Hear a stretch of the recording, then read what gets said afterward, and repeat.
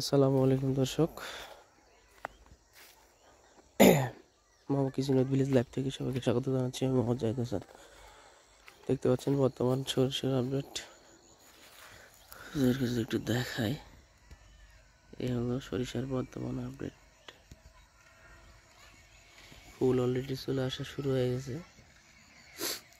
কিছু কিছু কুড়িতে ফুল অলরেডি ফুটে গেছে। ফুল অলরেডি কিছু কিছু জায়গায় ধরছে, কুড়ি অনেক বের হয়েছে। এই হলো ব্যাপার। দুঃখের সাথে জানাচ্ছি যে সরিষাটা আরও একটু ভালো হতো, কিন্তু হয় নাই। তার পিছনে আমার কিছু গাফিলতি আছে।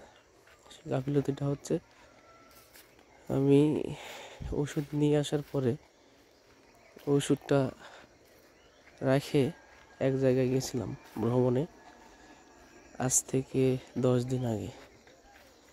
কিন্তু 10 দিন আগে যদি এই সরিষাতে আমি স্প্রে করতাম তাহলে অবস্থাটা আরও ভালো হতো।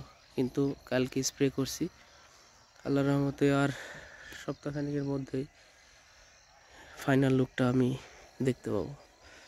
তো যাই হোক, আল্লাহ মেহেরবান, আল্লাহ সব কিছু করতে পারেন। আল্লাহ চাইলে এখান থেকে অনেক কিছু দিতে পারেন। তবে এবার এই সাইডটাতে খুব খারাপ গাছ উঠছে, খুব ভালো একটা ফলন হবে বলে আশা করা যাচ্ছে না। এই সাইডে ভালো গাছ উঠছে।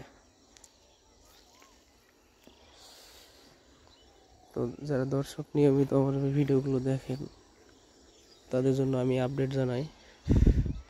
সরিষাতে আমি দিয়েছিলাম, এই পর্যায়ে দিয়েছিলাম হচ্ছে থিওভিট, সাথে ফসল টপ, এবং দিয়েছিলাম ক্লোজার। এগুলো দিয়ে সুন্দর করে মিক্স করে কালকে স্প্রে করা হচ্ছে।